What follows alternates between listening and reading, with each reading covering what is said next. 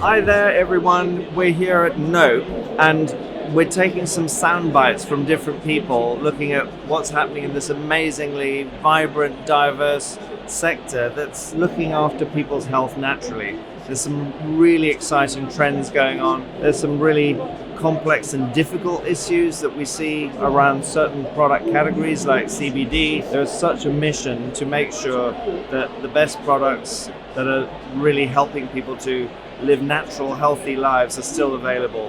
Hope you enjoy it. Look forward to seeing you next week. Thank you. The bustling, dynamic natural products industry, it remains largely unappreciated by government and health authorities. The sector's growth and the development of the scientific evidence base that underpins it has been buoyed by unwavering support from the public as more and more people continue to opt for natural health as their mainstay. Let's have a look at just two breakthroughs that show the kind of support the sector provides for the public. Governments in most parts of the world are still going around saying you can get everything you need from the diet. Tell us what you think of that statement. Vitamin K2 is the best example of a nutrient that is almost impossible to get from our diet. Unless you eat natto, a food consumed in northern Japan, or specific types of cheeses that are fermented, you're not going to get enough of the vitamin K2 in your diet. In terms of medics that you deal with, how many medics really understand the difference between K1 as a clotting factor and K2 for bone health?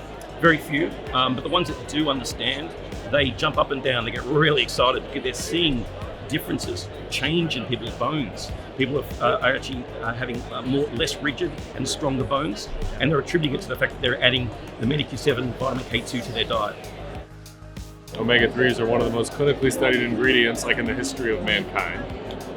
And so the science behind omega-3 still around cardiovascular benefits are very prominent and very well believed by physicians and consumers worldwide.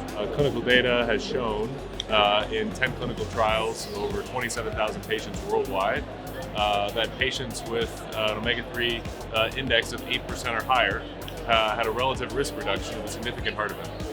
It's actually why we're partnering here with Omega Quant, who's the world leader in omega-3 index tests. At ANH, we've worked closely with Pukka Herbs for over a decade on campaigns to help ensure the public continues to have access to a diverse range of high-quality, organically grown herbs that are consumed in teas and supplements. And in 2017, the company was, controversially in the eyes of some, acquired by Unilever.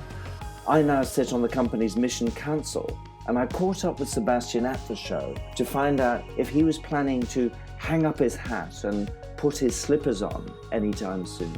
It's a big journey, isn't it? I mean, there's a major global need for us transforming how we nourish and feed ourselves and how we look after ourselves with our society's health. So through the incredible power of plants, we want to inspire you to lead a more conscious life. We want people to lead a more aware life so they're more in control and in charge of their own inner reality, if you like, and a really good way of doing that is leading a more natural life, isn't it? Well, it's obviously a primary question of how do we get healthcare for all to be accessible. You know, a cup of Pukka tea costs 15p, and it will have, 1.5 to 2 grams of highly therapeutic herbs that have been blended based on traditional Ayurvedic formulas. So I think that is quite accessible there. Whilst we've been very blessed to have made a success of what we started, the journey has got a lot further to go. Natural products find their way to the public in a variety of ways, notably through retail, via practitioners, and of course, increasingly through the internet. We catch up here with Cheryl Fallon, Managing Director of Viridian Nutrition and a stalwart for the UK and Ireland's health stores, as well as with Mike Abrahams, owner of Wild Oats in Bristol.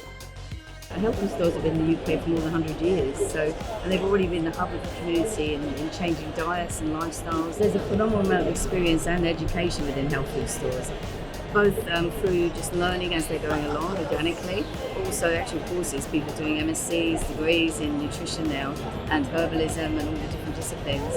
I think a lot of it comes also from that hand-holding and learning how to care for people, learning how to ask the right questions in store, finding out exactly what people's lifestyles are, and then signposting them to the right places. They may signpost them to a GP, they may signpost them to a homeopath, or they may just give them some guidance on health and lifestyle, nutritional supplements and programs to follow. But there's a lot of experience in health food stores with all that expertise.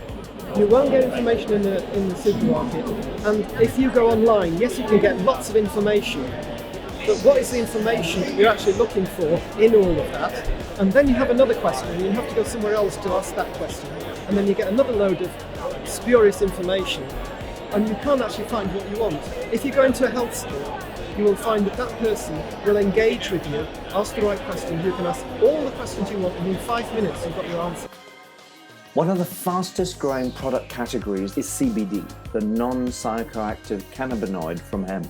And for many people, CBD has now become something of a panacea when it comes to health. In some parts of the world, however, CBD now faces serious regulatory challenges. That's despite a blemish-free safety record for properly manufactured products and a rapidly emerging evidence base supporting its usefulness in healthcare. I think the CBD industry has boomed because there's a lot of information out there and people are seeing that they're feeling health benefits from it. And I think as well, when people decide to start using it as a health supplement, they tend to find that their wellness improves and therefore they tell their friends and there's an organic growth. I think at the moment the industry is very untidy and there is no specific regulation to follow. Which makes it quite difficult for there to be a set standard. I think it's very important that consumers know what they're buying and that those quality standards that are on that bottle are achievable. And I think that in a short space of time we will see some changes in this industry and I look forward to that time. I think the more that people understand and educate themselves about what truly is in each bottle of CBD oil, people will get a better understanding and it won't be this myth anymore. The educational piece is critical. And I think that if people continue to follow the law, the government will allow them to sell it. It's the ones that come out and they break the rules that put the rest of us in a situation. This is an exciting time for this sector that's benefiting from the increasing body of scientific evidence showing that most of the answers to the problems facing humanity and the planet come from understanding and respecting our interdependency on nature. At ANH, we are pioneering a new model for community-based healthcare through our Sustainable Health Systems campaign. It's critical that we understand better what we need to create health rather than just managing disease. Health creation is all about respecting our role in a much more complex ecological system and working with nature rather than against it. Don't forget to subscribe to our channel. Please give this video a thumbs up, and we look forward to seeing you next time.